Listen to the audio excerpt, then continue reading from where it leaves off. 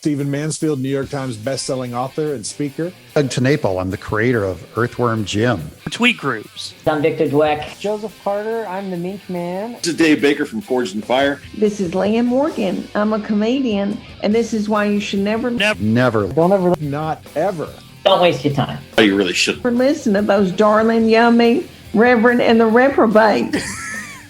Hey everybody, welcome to the Reverend and the Reprobate. I am Lucas Pinkard. I am the Reverend. Here with me, as always, is my partner in crime and a man who is trying to be the first unincarcerated generation. The first Gibson. Danley Gibson. So far. Yeah. So far. Doing good. I'm out of jail. So how's your mom doing? She is doing great. Yeah. I heard there was a little scuffle in the yard. She had to show, some of the new people who how she got her name. Right. Yeah. Ragin' Majin is an honest nickname. He said it, Mom, not me. I did. I say it every week. She's great. How's your dad handling all of this? Her incarceration and impending trial. He's fine. Well, hopefully things will work out in the appeals process. Yeah. Tonight, though, speaking of appeals, we have on one of the most incredible apologists and people who make appeals for the Christian worldview in the wonderful, fabulous, talented, and extremely above our pay grade intellectual Nancy Pearcey. We were talking a little bit off air about how there were two people that we knew were going to be intellectually intimidating to us coming into the 2021. At least 20. two. I can't even say 2021. It's two for sure. Right. At least two. These two for sure. Right. Probably Moody likely many more. No. Stephen Mansfield and Nancy Pearcey, who we have nervous talked to before, and Nancy Pearcey, who we nervous talked to on this. Although this episode. time we weren't suited up, and she did ask us like, "Why aren't you all in suits?" Yeah, because I guess we have some promo. In our promo pictures, we look much more professional than we do in real life. We're dressed up. We're dressed for success. We're dressed to impress. I am. You are looking like. I think I'm wearing a nice shirt. You're like a poor man, Steve Jobs, in your. In your pictures. That's fine. So Nancy's on the show. She talks to us about her new book, Love Thy Body. She talks to us a little bit about her time with Francis Schaffer and the two-level worldview. She talks a lot about this book right here, Saving Leonardo. There's Love Thy Body. She talks about these two things with us about what it's like to be a cultural apologist, which is a little bit different than somebody that just defends their faith, but actually uses culture in order to talk to people about their Christian worldviews. It's a really informative. It is like, I will tell you this, watch this interview twice because it is like taking information from a fire hose. Yeah, and I say like 5 words. But they were the best 5 words of this season. Yeah, okay. I'll take it. All right. I mean, without further ado. I could probably do better, but... subscribe, ding the bell. But Nancy Pearcey. All right, well, Danley, on our airwaves today is Nancy Pearcey, who I am so excited to get to interview. She is the author of Love Thy Body, answering hard questions about life and sexuality, as well as The Science of the Soul, Saving Leonardo, Finding Truth, Total Truth, which if you are a member of First Baptist Church Lake Dallas, or you've been keeping up with the stuff we're doing online, that's the book we'll be going through in the fall of next year, talking about cultural apologetics. She's a professor and scholar in residence at Houston Baptist University. She's been highlighted by Christianity Today and hailed in The Economist as the preeminent evangelical prominent female or Protestant female intellectual, which is a huge mouthful. And I have to say, I would take away most of the things at the end of that. Christianity Today and The Economist should just say she is a preeminent evangelical Protestant intellectual. She's one of the most brilliant people that we have in Christianity right now during this time. So without further ado, Professor Nancy Pearcey. How are you, ma'am? Thank you. Thank you for that enthusiastic introduction. I appreciate it. If there's one thing we do well, it's introductions.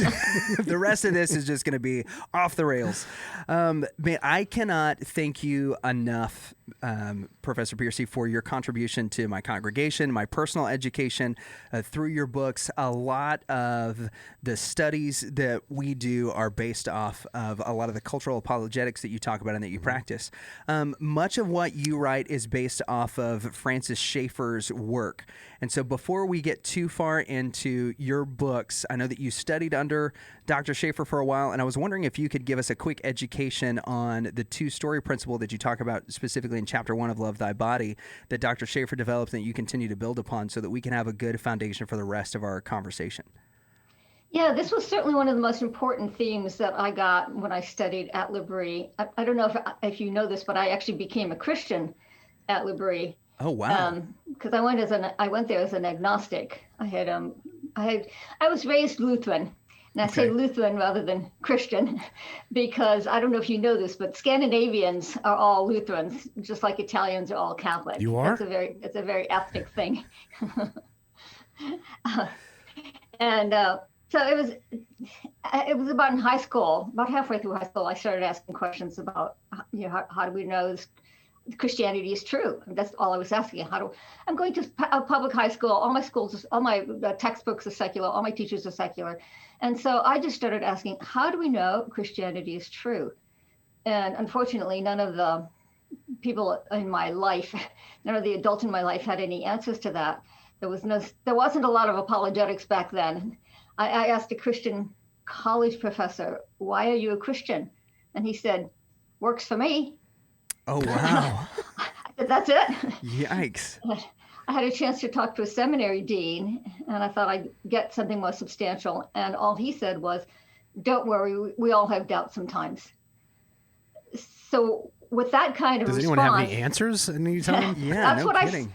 That's exactly what I said. Here I was just a teenager, about 16 years old. Yeah. And I said, Christianity, I guess, just doesn't have any answers. And I very intentionally set it aside and embarked on a search for truth. I decided it was up to me to find truth. So I decided if there was no God, there was no purpose to life, there was no meaning, there was no foundation for ethics. There was not even foundation for knowledge. I became even a skeptic because I figured if all I had was my puny brain in the vast scope of time and space, the idea that I could know absolute universal truth was absurd, ridiculous. And that seemed obvious to me, that you couldn't hope to have any sort of real truth. At any rate, so you can see I was prime material for ending up at L'Abri because I had already become a relativist and a skeptic and a determinist. I decided we're just biochemical machines anyway, so there's no free will. So I had absorbed all of these isms from the secular world. And when I went to L'Abri, for the first time, I met Christians who were actually excited about talking about those things. Up until then, when I raised my questions, with Christians, they always gave the impression there's something wrong with you, that you have these questions. Whereas at L'Abri, it was, oh, goody, we get to talk about interesting stuff with you. So it was quite impressive. And it was eventually, it took a year and a half, but eventually I did become a Christian through L'Abri. And to answer your question, one of the most important themes that Schaffer talked about was the concept of truth itself has been divided. In other words, most cultures, most civilizations have known that there's a natural order and there's a moral, spiritual order. And they thought that they were both integrated into a single cosmological structure. There's a single cosmos, and therefore there's a single truth that applies to all of life and all of reality. But in the modern world, since the rise of modern science, people began to say, no, the only reliable knowledge we have is what we know by science, by empirical research, objective laboratory testing. And anything that you can't study under a test, stuff into a test tube and study under a microscope is not really true, not really real. So what does that mean for things like theological truths or moral truths? And people just decided they're not really truths. They are personal preference, personal feelings, your own private experience, what gets you through the night. Right. And so Schaffer used to describe how truth had been split apart. He used the imagery of two stories in a building, so that science and empirical facts were on the lowest story of the building, and theology and morality had been thrown up into the upper story, where they were no longer considered really matters of true or false at all, but just, what's meaningful to you. And the reason this was so important is that this is the main reason that Christians have a hard time communicating Christian truth to their secular neighbors, is that when we make a truth claim, when we say Christianity is true, they automatically, unreflexively, it's a knee-jerk response. They throw it into the upper story, where they think you're just making a statement about your personal preferences. And they don't even hear it as an objective truth claim. And so for many people today, you have a two-step process. You have to help them understand what you even mean by truth, right, before you can explain that Christianity is true. And to make this personal, this is exactly what I had to go through when I was at L'Abri. I was such a relativist and skeptic that I first had to be persuaded that there was such a thing as objective truth before I could even consider whether Christianity might be that truth.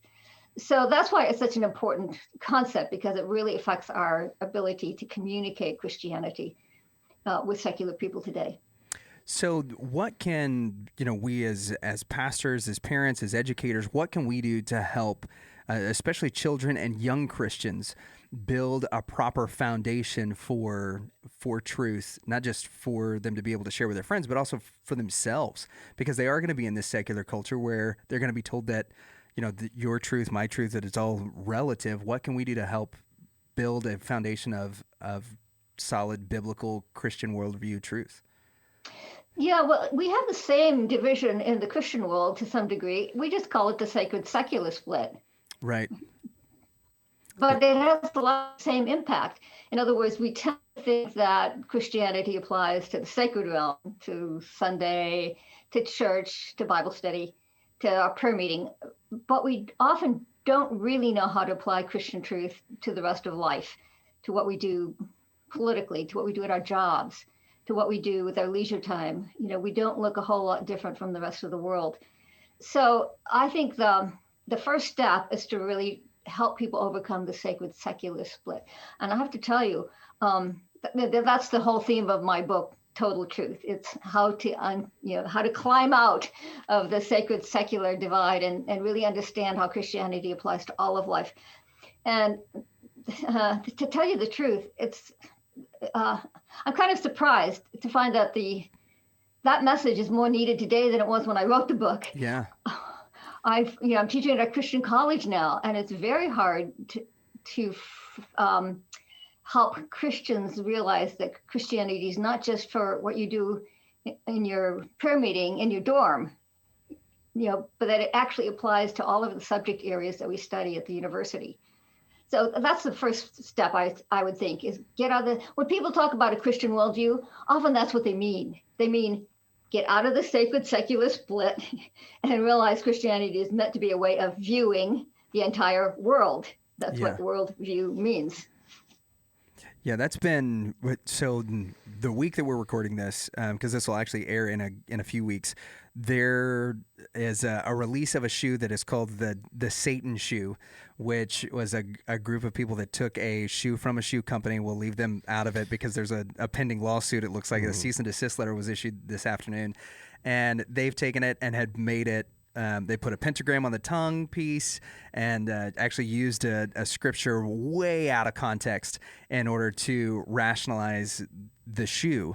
And there are things like that are coming into the Christian purview, right, that are just part of the day-to-day things that our students and even that we as adults are seeing on Instagram, on Facebook, and all of the social media stuff, the platforms that we see, we're being fed this.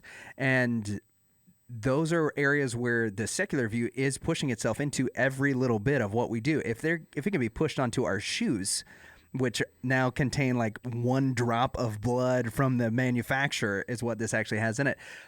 The discussion with our kids has to be more than just on Sunday mornings. I think that's essentially what you're saying, is even those kind of things have to be talked about. We need Mike Lindell to come out with a shoe. The My Shoe. Yeah.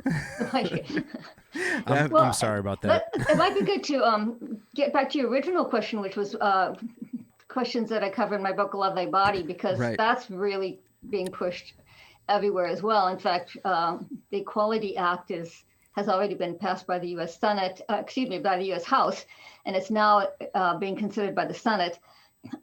In which case, it's going to be pushed on us by law, and not just by cultural pressures. So, how does this two-story view of truth help us to understand the issues related to abortion, homosexuality, transgenderism, and so on? And let me start with the most obvious one. The most obvious one is transgenderism. Right. Because essentially what's happened is once you had the two-story view of truth, a divided concept of truth, that division is going to show up everywhere because your view of truth influences everything. And so it shows up in terms of a dualism or a divide or dichotomy within the human being itself. So that transgender activists will say, your biology is not part of your authentic self. Your biological sex has nothing to do with your gender identity. That your gender identity is strictly a matter of feelings, a matter of, in your inner sense of self. So that would be a very sharp dichotomy between your body, your biology, your anatomy, your physiology, which is all said to not matter at all. Right. And so that would be the lower story, right? If you keep the metaphor of two stories in a building, that's what we know by science. We know your body and your physiology by science. But then in the upper story is your gender identity, and that's purely a matter of private feelings. No one can challenge it. It's completely disconnected from anything that's verifiable.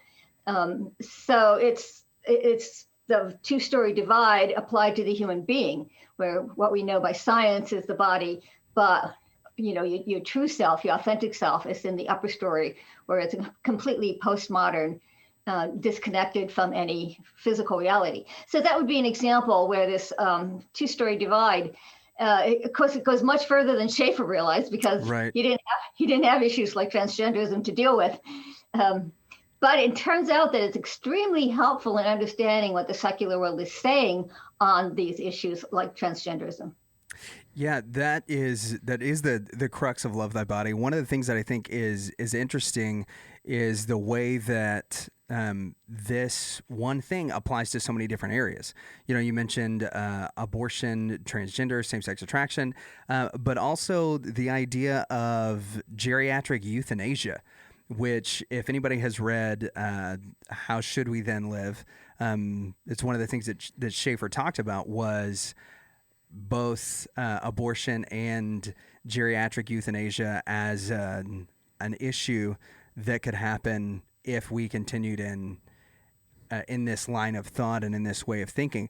So I want to go back. I want to talk to you a little bit about your book, Saving Leonardo, because I finished it before I read Love Thy Body, and I absolutely loved Saving Leonardo. Not just because as an artist and as a musician, it speaks a lot to the things that I was interested in and that I grew up really loving, but also because you write about how art and culture reflect one another. And I don't think that a lot of people, that while they wouldn't consider themselves art critics, that they would be able to quickly identify how they can use a Christian worldview to interpret the things that are being communicated to them through art, through music, through television, and movies. And what are ways that we can talk to each other? What are ways that we can talk to our kids? What are ways that we can share our faith when we're looking at things that are in the arts? Yeah, this again, was part of the Schaffer legacy. He was one of the first people in the Christian world to say we need to have a Christian worldview understanding of the arts. He encouraged a lot of Christians to go into the arts, but also to treat the arts as sort of a way to have the pulse, your finger on the pulse of the culture. Like art also reveals a worldview. And I find that even in Christian circles, it's sometimes hard to get people to understand that, because they've been so influenced by a romantic view of the arts, romantic as in capital R, romantic, the romantic period, which taught that art was just about internal feelings. And, I'm just expressing my feelings. And that's actually not true. If you look at it historically, you can see that every major art movement was influenced by some philosophy. And it's a wonderful way to learn both philosophy and art history at the same time. I am teaching this book right now, by the way, Saving Leonardo. I'm teaching in my class right now at HBU. Awesome. And students who get through it have a very good introduction to philosophy and introduction to art history as well. And I have a digital study guide that also has links to music. So we get the whole, thing. That's kind of awesome. That's a well-rounded education. Yeah, no kidding. Yeah, one of my students who is an undergraduate, he was it was his last semester, and he finished the course and he said, "I feel like I've become an educated person." and it's true, and that's the goal. Christians should be educated persons. So in Saving Leonardo, let me see if I can give you an example, just because an example speaks louder than words. So everybody knows what a Cubist painting is, Yes. right? Yeah. Picasso, right? Yeah, like Picasso. Oh, okay. Yeah. Picasso, breaking things down into little squares and rectangles. Then you say, well, but why? Why did they think that's what a painting should be? Well, it turns out that they were influenced by a philosophy called rationalism that says, the most certain form of knowledge we have is mathematics, geometry. Mathematics was mostly defined as geometry back to the ancient Greeks, Pythagoras, the guy who we named the theorem. Pythagorean theorem. Yeah. All the way back to Pythagoras. It had been thought that, that mathematics and geometry gives us the sort of the hidden blueprint of the universe. You're right. So the rationalists were trying to say, if we could just break everything down into the underlying geometric structure, that will give us this sort of mystical insight into the blueprint that underlies all of reality. So that's what they were saying with Cubist art. They weren't saying, oh, this is pretty, because if you look at a Cubist painting, a lot of times it's not aesthetically beautiful. Right. It was, but they didn't care. That was not their main point. Their main point was to give expression to a rationalist worldview. So that helps a lot as Christians, try to make sense of the images around them. A lot of them have a history like that, where they grew out of the attempt to express some sort of worldview, and to be well-rounded Christians, we really should learn the language of the arts. In other words, every art has a language, right? A language of sounds. If it's music, it's a language of sounds, a language of images, a language of composition, the composition of a painting, and so on. And I think it's imperative for Christians to learn that language so that we can recognize worldviews when they come to us, not necessarily in words where they're easier to recognize, but when they come to us through images and sounds and music and so on. We should know how to read the worldviews that come to us in these artistic forms. Yeah, I don't know if that makes me like Picasso more or less, knowing that. I remember a few years ago, I had the opportunity to go to Spain, and the giant painting Guernica, like we were standing in front of it, and it's huge. It's the size of a wall. And each one of the different things that was represented there and a part of it, and there were people that were trying to tell us, like, no, this is how Picasso felt about the world. But what you're saying is that this is Picasso trying to express how he felt about the world, but from a philosophical standpoint, not like expressing the inner feelings that he has. Is that correct? Absolutely. And one of the things that's so important to recognize is that people think saying that the artist is just expressing his feelings, that didn't really happen until the Romantic movement. And not all artists accepted that. Not all artists accept it today. Many artists today are still, you can think of it as the same divide. Remember we were talking about the two-story divide that came from Francis Schaeffer. Well, once your concept of truth is divided, everything is divided. And so, when I was writing Saving Leonardo, I didn't necessarily expect to find it there. I wasn't trying to impose this on everything I studied, but the first book I picked up in my research, it was by Jacques Bauzon, who's a very well-respected intellectual historian. I picked up the first book and it said, modern art has split into two streams. And he called it the naturalist stream, which is obviously the lower story, and then the idealist stream, which is the upper story. And I thought, oh my goodness, here it is again. And sure enough, as I continued to research, you could find there were artists who were trying to express a very naturalistic view of the world. So that would be Cubism would be an example, because they're being influenced by rationalism. And then there's sort of the upper story, which is romanticism. And it's the romantics who said, oh no, we're not trying to portray anything objective. We're trying to just convey our inner subjective experience. But both of those both of those streams are still in existence today. And it'll be a whole lot easier when you try to make sense of modern art to recognize, okay, for Picasso, he's trying to portray something objective about the structure of the universe. But if you go to Mark Rothko, Mark Rothko has a chapel here in Houston. Okay. It's called the Roth. You guys are from Texas. You may have heard of the Rothko Chapel. Yes. Mm-hmm. So Mark Rothko is an upper story artist. So he's trying to convey some kind of a mystical experience, and he's decided that he investigated. He has a Jewish background, so he investigated all the religions that he was, basically all the major religions, and finally decided that any one concept of the divine is too narrow, is too restrictive, and so he paints these huge single color canvases. And I took some students to the Rothko Chapel, and they're like, what is this? It's just huge single color panels. Right. They were ready to leave in less than 5 minutes, because it's not visually interesting. Right. They're all the same color, and they're all one color, and they're all the same color. So I had to tell them, okay, to get into this, you have to know what he's trying to say. What he's trying to say is that any one concept of the divine is too restrictive, and therefore we have to somehow convey that ultimate reality has no boundaries, has no limits, has no defining features. And you realize, of course, that after Mark Rothko painted those panels, before the museum even opened, he committed suicide. Whoa.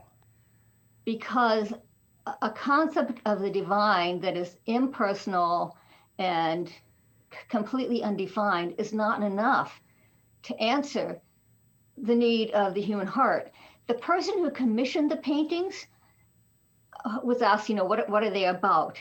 And she said, this is a direct quote, she said, he's trying to paint the silence of God, the unbearable silence of God. So that's what he was about. Now, you wouldn't know that. Like I said, my students were like, this is not visually interesting. I'm out of here. But you have to know the worldview that was driving him to understand why he painted these big, boring panels. Yeah. Is because he was actually trying to paint the silence of God, the unbearable silence of God. And he took it very seriously. I've had students who say, yeah, I bet he was laughing all the way to the bank, putting this over as artwork. No, he wasn't laughing. He killed himself. That's how seriously he took this. Wow. Yeah, that's not a funny title. That is a serious quote. Yeah. The unbearable silence of God. That's a powerful quote, too. It really is. And one of the things I really appreciated about Saving Leonardo was that I did feel the same way that many of your students do. I felt like I got an education from it, and that so much of the modern art that I just thought was awful whenever I was growing up. I'm like, how is this art? Like Jackson Pollock to us was always a joke, because we felt like, oh, well, any kid has painted a Jackson Pollock at some point in their life, because it's a mess. Well, he was trying to convey the things that he felt and thought about the world through his worldview and the philosophies with which he studied. Existentialism. Yeah. He was influenced by existentialism. And he was trying to portray that there's no boundaries. He was the first person to draw totally unbounded figures. And that was his goal, is to say there's no boundaries. There's nothing that makes you human. Jean-Paul Sartre, the existentialist philosopher, Sartre, said, there is no human nature because there is no God to have a conception of it. And therefore, there's no morality, there's no objective morality, because there's nothing that's intrinsic to, as a human, this is how you should live, right? To be fully human, to be fulfilled, to fulfill the ideal of what a human being should be, that's what morality is. If there is no ideal, then there is no morality. And for Sartre, the existentialist philosopher, he said, you just have to cast yourself into the flux of evolution. Life is just an evolutionary flux, a flow, and you just jump into the flow and try to create yourself from the flow. And you have to create yourself just by your own actions.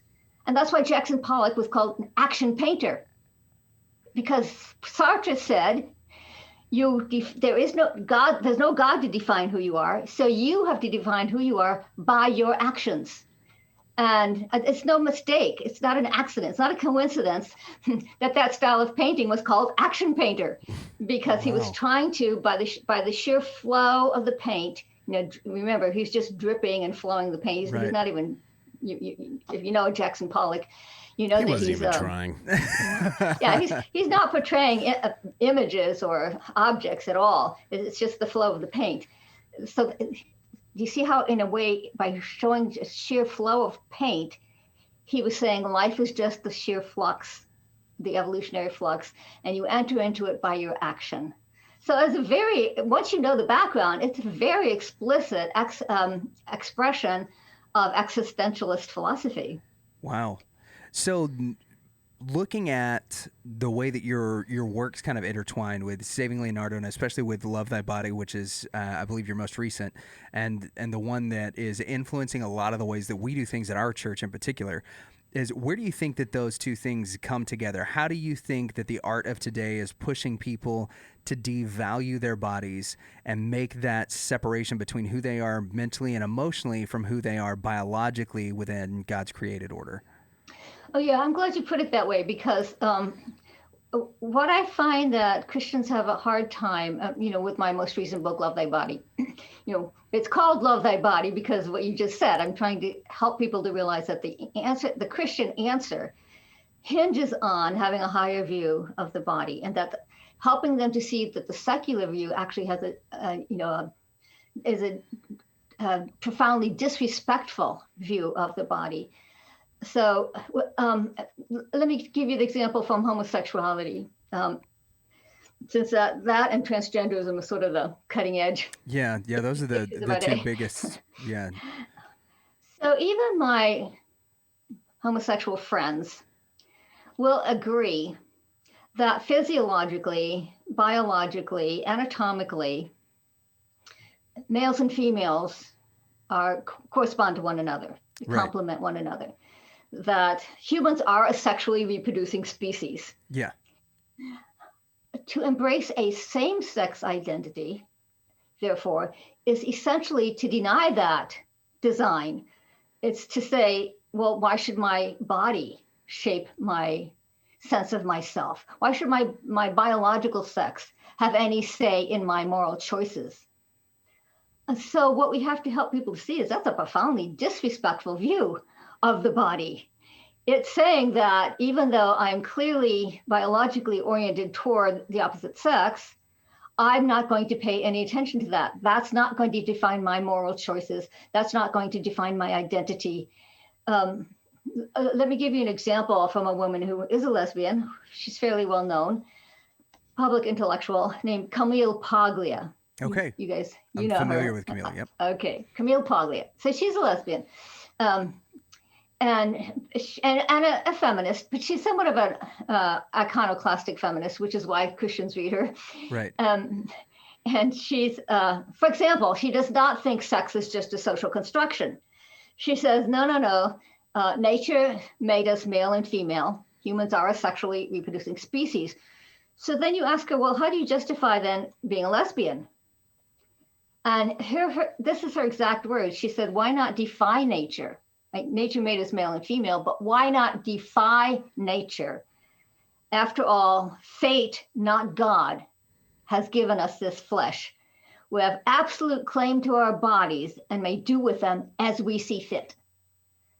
So that's the logic behind homosexuality. It's nature made us this way, but if nature is a product of blind material forces, if nature is a product of mindless, purposeless forces, then our bodies have no intrinsic purpose.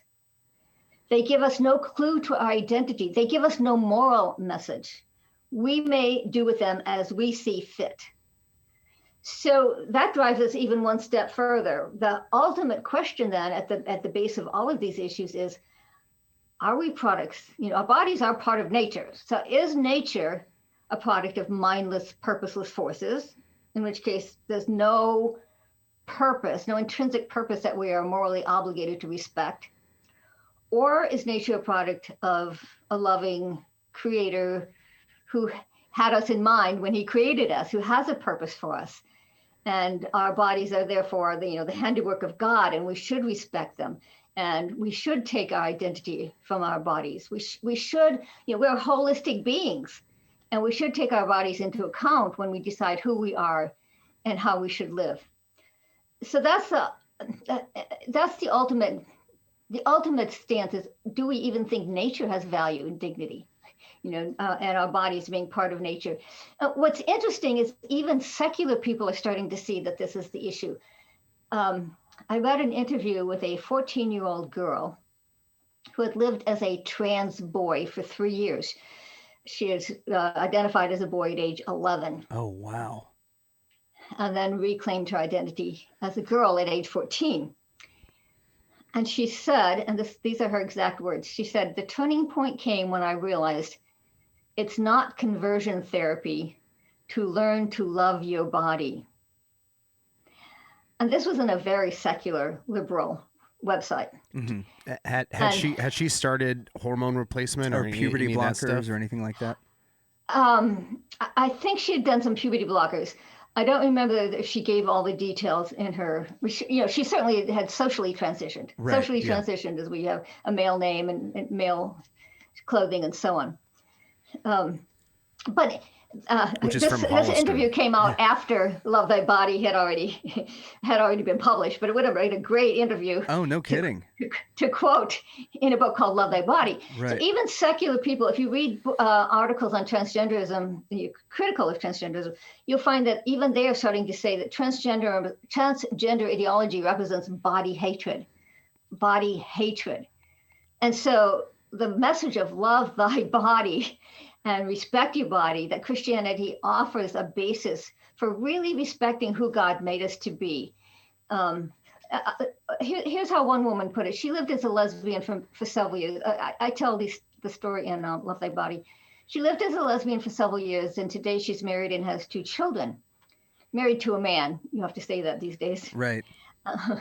And has 2 children. And here's how she put it. She said, I came to trust that God had made me female for a reason, and I wanted to honor my body by living in accord with the Creator's design.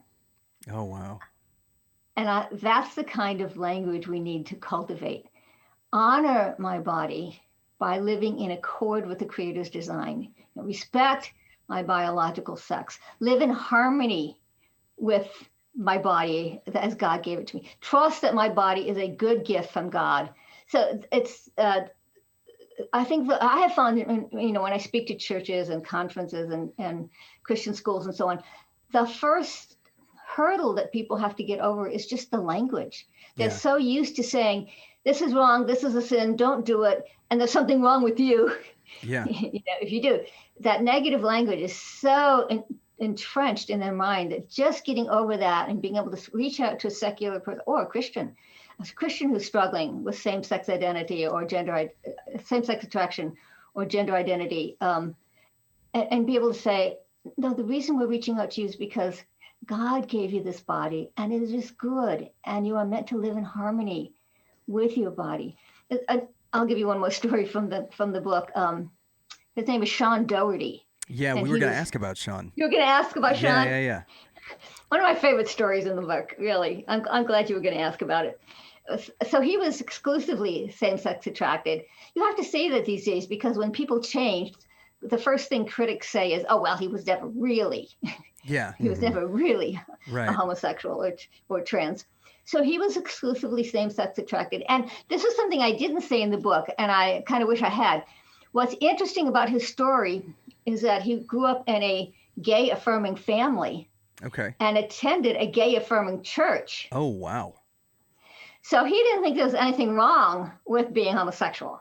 Yeah. He was not influenced in any way by a sense of shame or guilt. Right. But today he's married to a woman and has 3 children. And by the way, he's a Christian ethics professor Oh, wow. in London. So what made him change then? He says, I decided to stop taking my identity from my sexual feelings and instead base my identity on my body, to accept my body as a good gift from God, to accept that clearly God had made me male, Right. which meant he had made me for sexual relationship with a woman. And if I accepted that as a good gift, then I should base my identity on that. And he said eventually my feelings followed suit. So he's a great example, again, of somebody who said, the turning point was when I realized I can accept my body as a good gift from God. Again, that positive language. Right. And that's what I want people to sort of take home, is that when we talk about these issues with people, our approach should be, God gave you this body, whether you're male or female, and you will be happier and healthier when you live in harmony with who you were made to be. Yeah, there's a big movement right now, and we've seen this locally. We talk with several of our high school, our college students, and in particular, the girls it seems to impact more than it does the boys, though we're seeing it in both lines. We had one girl in particular who was talking to us about her friend group, and that she is the only girl in her friend group that identifies as, to use the language of the day, a cisgender heteronormative lady. So she's the only one that is the straight girl in her group, and everybody else in her friend group identifies as either bisexual or asexual. Whether or not they'll ever actually have, any interaction with same sex or anything like that, the way that they identify is bisexual or asexual, because really it's a lot of societal influence. So when we have those kind of things that are happening in the high school and the junior high level, as parents, as pastors, even, we've got several teenagers and college students that listen to this podcast. How can we begin to have conversations that help our friends, our kids, the people that we're ministering to, that help parents that we're working with?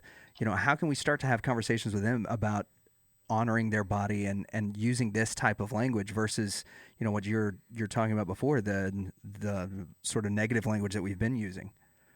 Yeah, I have 2 answers to that. One is that the best study out there, really the first study done was by Lisa Littman, Littman, at Brown University, and she found that social contagion is a huge factor. Right. The peer group.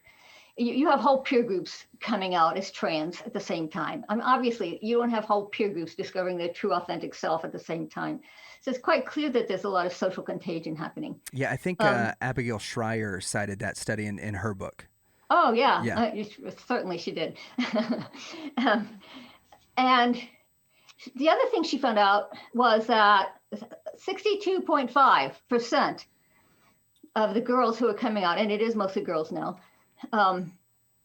coming out as trans, had previously diagnosed mental health issues. Oh, mercy. In other words, before even coming out as trans, they had been diagnosed with mental health issues like ADHD or autism. Autism is the most common. For some reason, nobody knows quite why. Autism, depression, anxiety, and so on. And now, a lot of teens have some depression and anxiety. Right. You remember those days, right? Yeah. Mm-hmm. Yeah. But these were kids who were troubled enough that the parents had taken them in and got them and had a diagnosis. So the other thing we have to understand is these are very troubled kids. Mm-hmm. And I think that that's something we should always keep in mind when we're dealing with them, is we need to handle them very carefully because they're very troubled already. Thirdly, before where I don't know how I got wherever we are in the number system. Number B. The other story I want to tell, though, is I have a story in Love Thy Body. There's two kinds of transgenderism. The traditional kind showed up very early. What we're seeing now is a new kind that's showing up for the first time when people are teenagers, right? So girls who've never shown any sign of gender dysphoria before are suddenly deciding that they're trans. It's so unusual that Lisa Littman in her study coined a term for it. She said, well, this is rapid onset gender dysphoria, because it's just not the normal thing. So in Love Thy Body, though, I do tell a story of a young boy who fit the classic pattern for gender dysphoria, in that it showed up before he was even walking. Oh wow! It showed up that he was while he was still crawling. His babysitter said to his mom, "He's too good to be a boy," by which she meant he's quiet, compliant, gentle, obedient, all the Nothing things that like we your typically or me. Yeah, not like us at all. No, well, extremely unusual. I mean, really at the extreme. And when he was in preschool, when his mom came to pick him up, every day he was playing with the little girls and not the little boys. By elementary school, he was coming to his parents repeatedly, weeping and saying, I think like girls do. I'm interested in the things girls are. God should have made me a girl. Mm. So you can imagine what that was like for parents. No kidding. For several years. And then by age 14, he was scouring the internet for information on sex reassignment surgery. So what did his parents do? First of all, they made sure he knew that they loved him just the way he was. I have had friends. I had a friend in when I was in seminary who was a former homosexual who said he liked music and art, and his dad kept trying to toughen him up by pushing him into sports and other things that were more masculine. Yeah. So this little boy, I called him Brandon. Brandon's parents did not do that. They said it is perfectly okay for you to be a sensitive, emotional, relational boy. Yeah. It does not mean you're really a girl. So they really affirmed him on saying he was, that God made him this way and that this was good. Oh, they said God has probably equipped you for one of the caring professions, right? Okay. Yeah. Counselor, psychologist, healthcare worker. They took him through the gifts of the Spirit. The gifts of the Spirit are not divided by sex. Right. Encouragement, prophecy, yeah, those kind of things. Yeah. Well, prophecy and teaching are not masculine, right, as we might expect, and mercy and service are not feminine, as we might think. They even took him through things like the Myers-Briggs personality test, if you guys are familiar with that. Yeah, and said, very much. Danley's an INT jerk. Actually, I think I am an INTJ. Yeah. And what are you? I am something. I'm an E, and then all the rest of them change. Plus. Yeah, the rest of mine change based on the day of the week. So, yeah, I'm a very moody extrovert. That's what I. That's what I am. Yeah, I could tell you're an extrovert. That was obvious. And I'm just sitting over here listening, like a good introvert. But you notice that the whole range is open to both men and women. Right. Yeah. Except for bench pressing, that's typically men. Yeah, that's true. Well, that's not part of the character. No, it's not. It's not one of the gifts of the Spirit. No. Bench pressing, 225. Okay, INTJ. Yeah, get back in your introvert. Yeah. So the point is that they affirmed him. By the way, and I should tell you the end of the story was this. Finally, in his early 20s, he finally told his parents that he had accepted that he would never be a girl. He said, even if I got the surgery, it would not give me what I want. That's how he put it. It would not give me what I want. It would not make me a girl. There's a very famous TED talk that says the tagline is every cell has a sex. Every cell has a sex. Yeah. Has you're either male or female, and you cannot change every cell in your body. So clearly, so Brandon did accept, fortunately, that that his male identity finally, although he's still a very unusual young man. Right. He's still way over on the one side of the spectrum. But all that to say, studies have shown that the most reliable indicator of non-heterosexual outcomes in adulthood, that is either same-sex attraction or transgender identity, the most reliable predictor is behavior in childhood. In other words, cross-sex behavior in childhood, non-gender conforming behavior, as they call it, Right. in childhood. Far more reliable correlate than anything genetic. It's not genetic primarily. It's how you behave in childhood. And what that means is that at churches and in families, we can be on the lookout for children who are likely to have these difficulties. And we can start giving them affirmation, support, and love from a very early age. So like Brandon's parents who, decided right from the beginning, we are going to support the way he is and tell him it's okay to be this kind of a boy. Remember, these boys are going to be bullied and made fun of because they are non-gender conforming. Yeah. And the women too. Look, I have lots of female students over the years who've been gender non-conforming, who've been assertive, rational, take charge, CEO type material. Yeah. And they feel equally out of it. They feel like they're not fulfilling the Christian model of womanhood. And they come to me troubled as well. A lot of them are INTJs, by the way. or even worse, they're ENTJs. Hi, we have problems. Yeah. We're trying to figure life out still. Well, it's easier for a man to be an INTJ, but it's not as easy for a woman because they're not soft and feminine, and right. they are the type who are going to be in charge of something.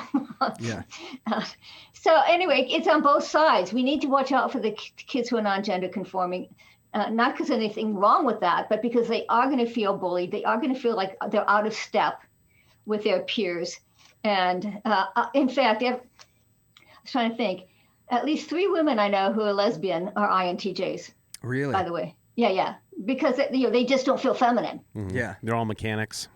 I think that's one of the descriptors of it too. Yeah, that a mechanic is a good job for an INTJ. Yeah. That makes sense. Able to diagnose issues, gruff, and intellectually can solve problems. Yeah. So this always makes me think of these types of conversations. Always makes me think of the show Frasier. Because if you think about the show Frasier, well, Frasier and Niles both had a lot because they were influenced by their mom. They're very fussy. They are very fussy, but they love the opera. They don't get their dad, or their dad doesn't get them. Right. They like the finer things in life, and Marty spent a lot of his years trying to toughen them up. And when the dad comes to live in the house, they go through all of these things about how they were bullied because they were effeminate or they dressed nice and this, that, and the other. And so Frasier is actually one of the things that I use because the dads that we talk to that are having boys that are more interested in the arts and those kind of things, they can totally relate to Marty. They want the ugly chair in the middle of the room. They don't want anything else fancy. Yeah. The dog that they relate to perfectly with their sons. Yeah.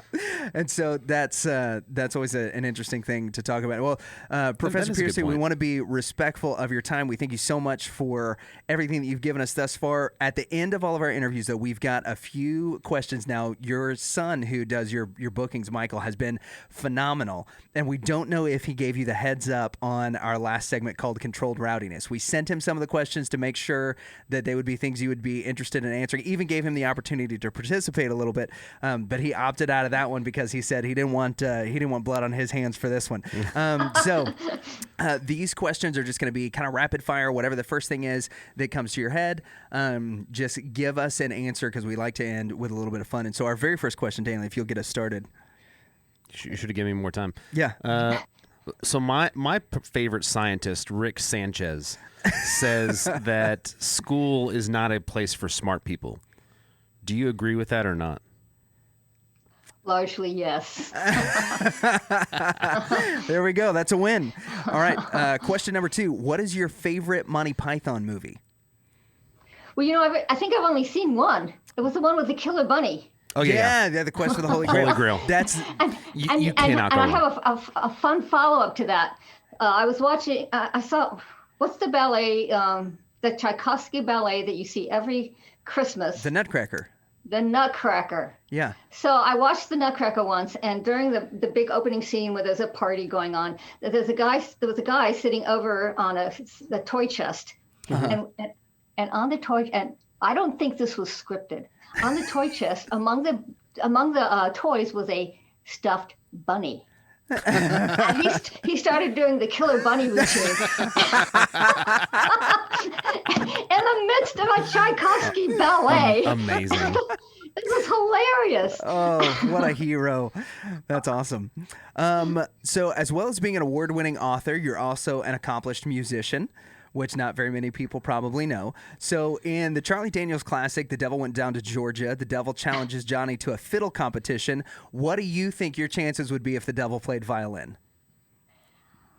Well, I don't play fiddle. I really play classical music. Bach is my favorite. Oh, wow. So we'd have to see if the Devil would be willing to play some Bach with me. Well, we think that the Devil would be too intimidated to challenge you. So that would be the final answer. So if you did play against the Devil, what song would you play first on the golden fiddle, the golden violin, and in this case that you won?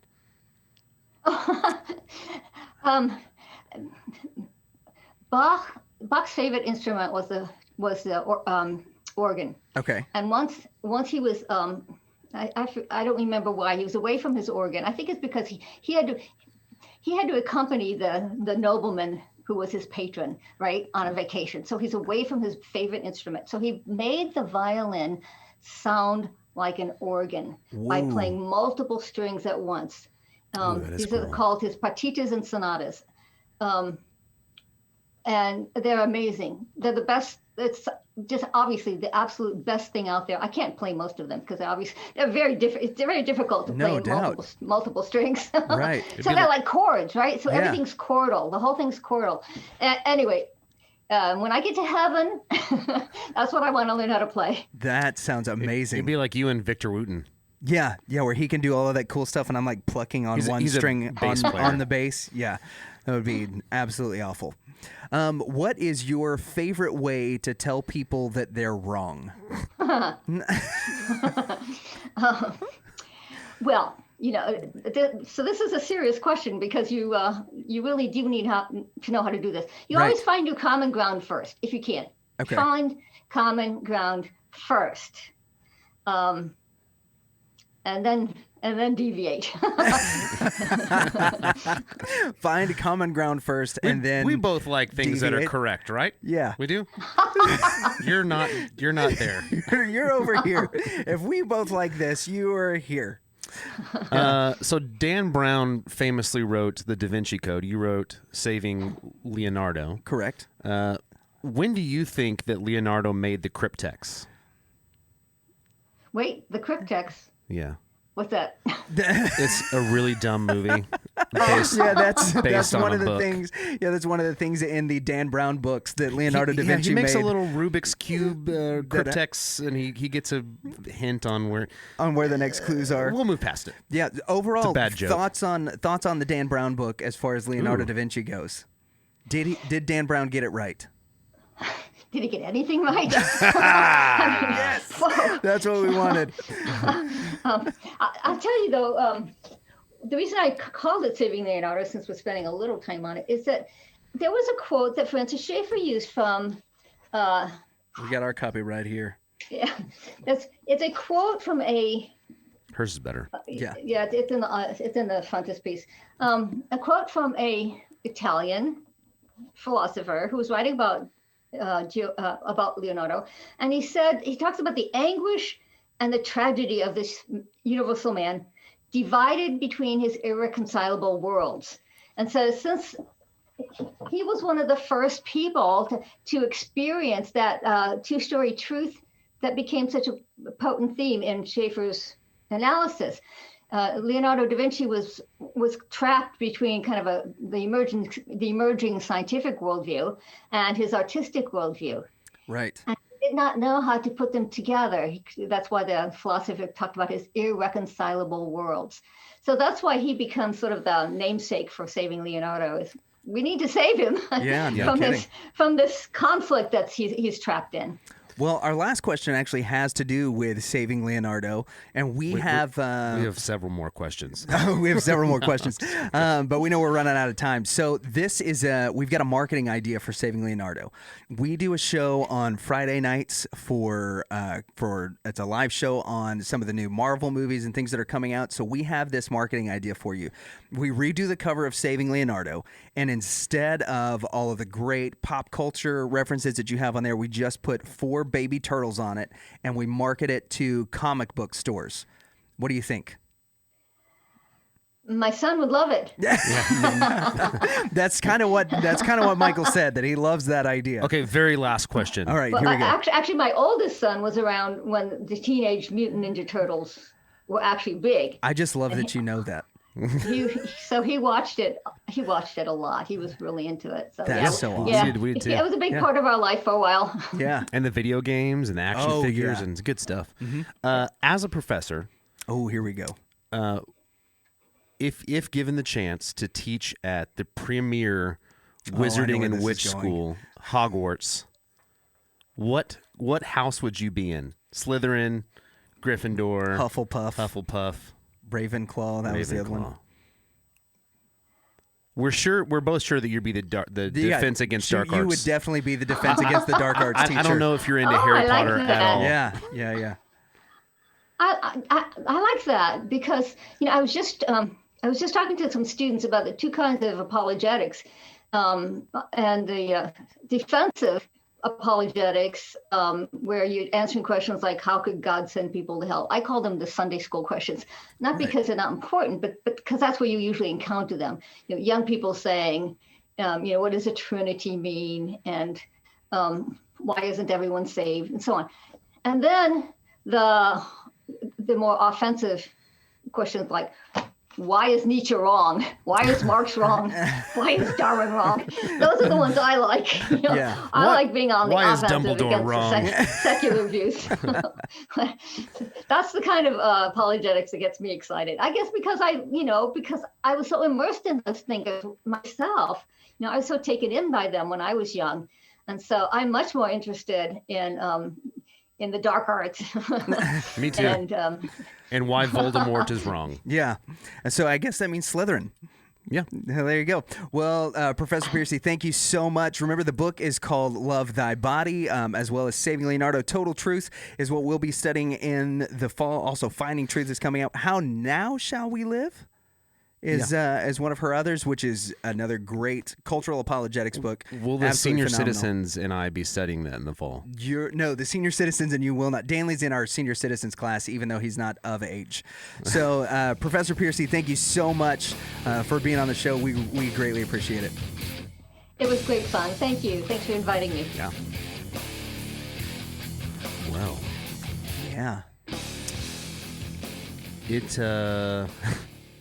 I don't think there's any more room in my brain for knowledge. Yeah, there's a lot. I mean, I found myself... Also, Nancy freaking Pearcey. Yeah, she's really cool. NFP. And she's very graceful. She stayed on at the end. We talked for another 30 minutes or so. Yeah, probably close to it. Also, she did tell us we're not allowed to call her Nance.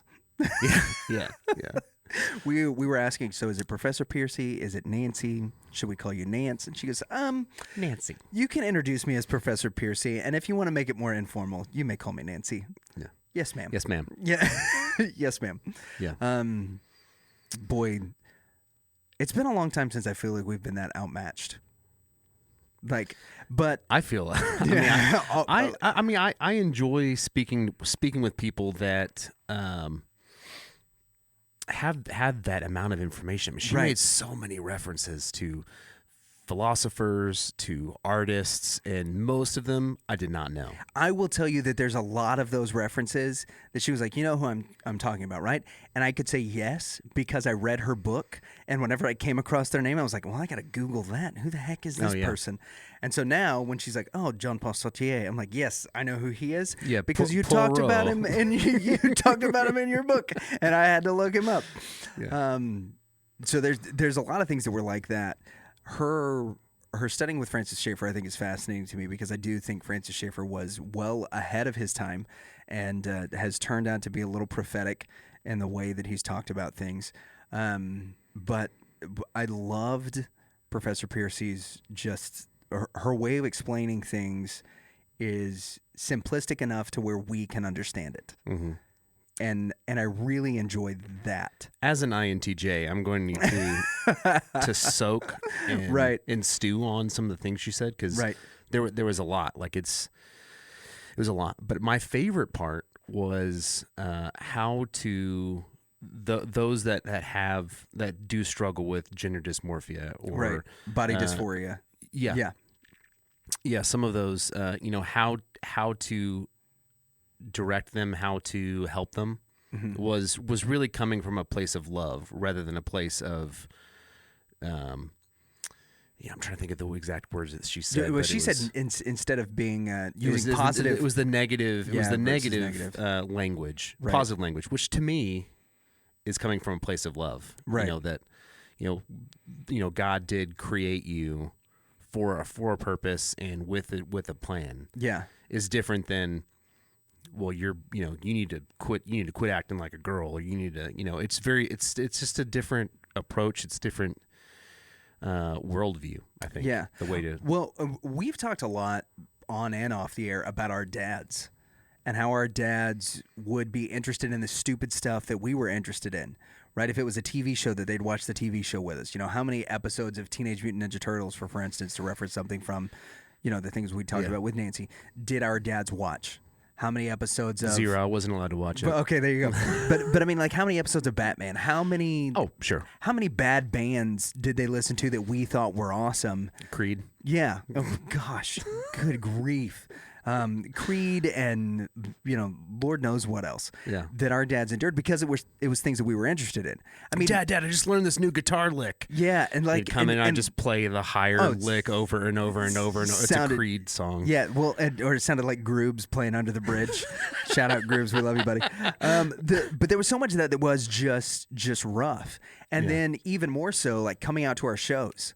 Because our dads didn't make every show that we did, but they came down to downtown into areas, into like 21 and up clubs to come and watch us play, which are not places where they would have gone otherwise, and weren't places they were even that comfortable going or wanted to be other than their kids were participating in it.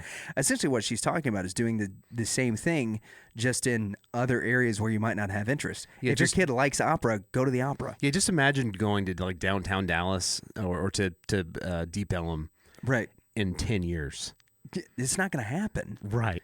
Right? Same for me. I'm like, no, I'm not driving down there. No. Not a chance. I've been working all week. Yep. I'm not going to Deep Ellum at no daggum 9:30 p.m.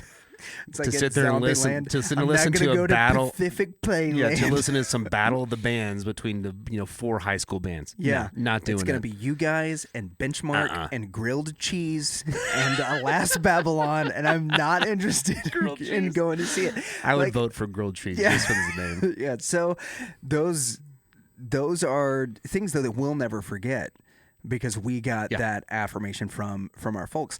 And in the interview, I kind of likened it a little bit to Frasier.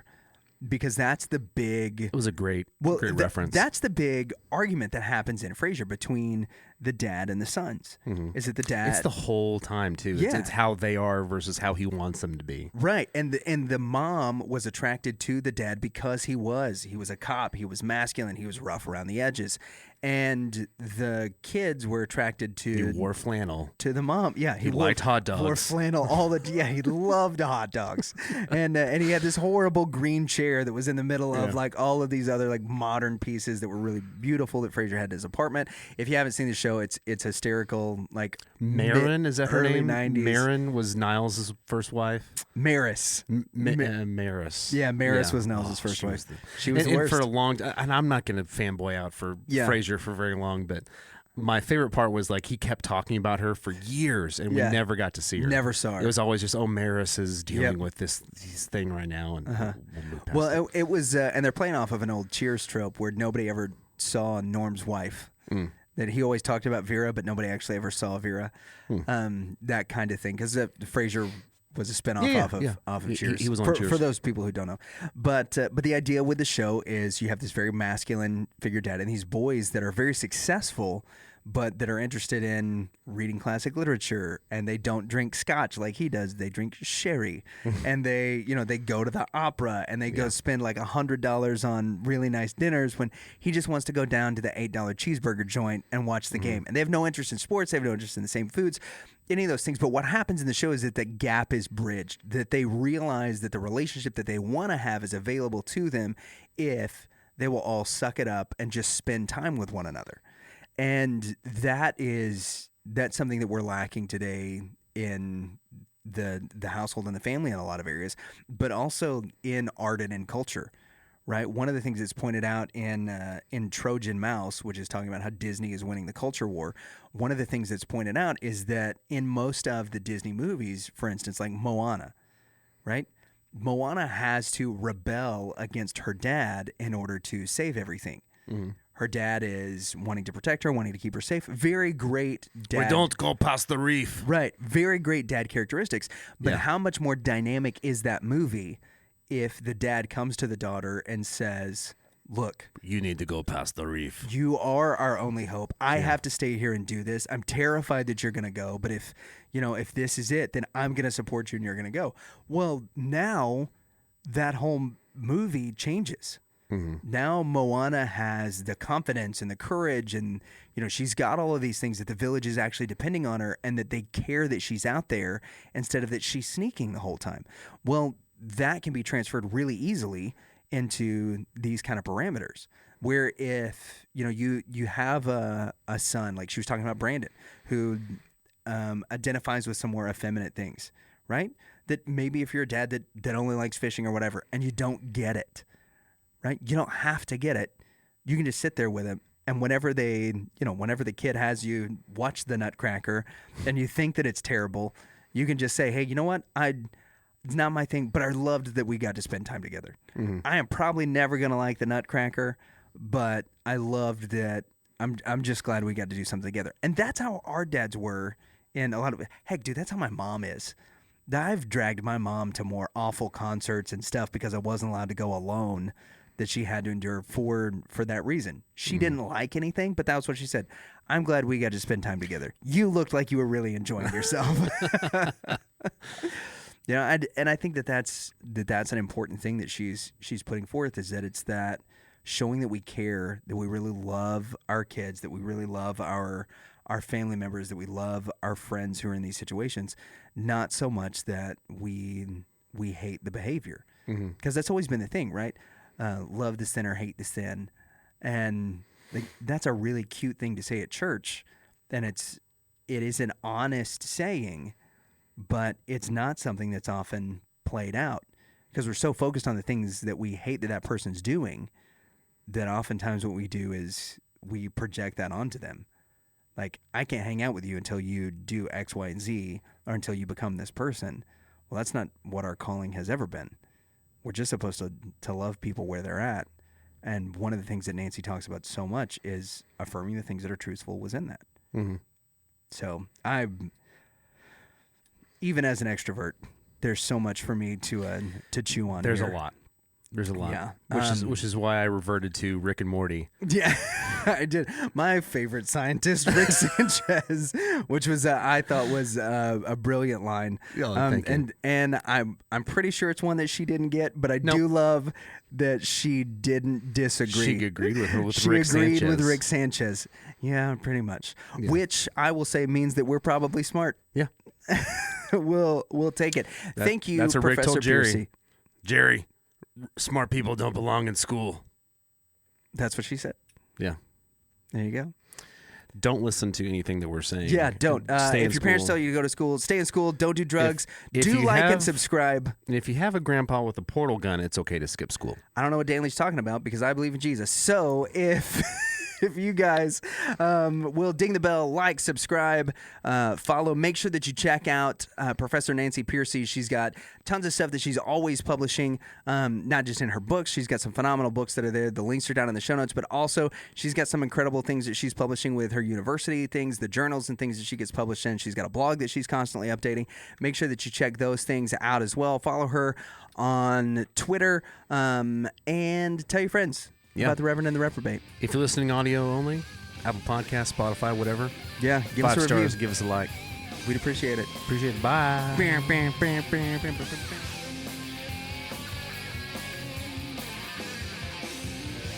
Hello, I'm Nancy Pearcey. I'm a scholar in residence and professor of apologetics at Houston Baptist University.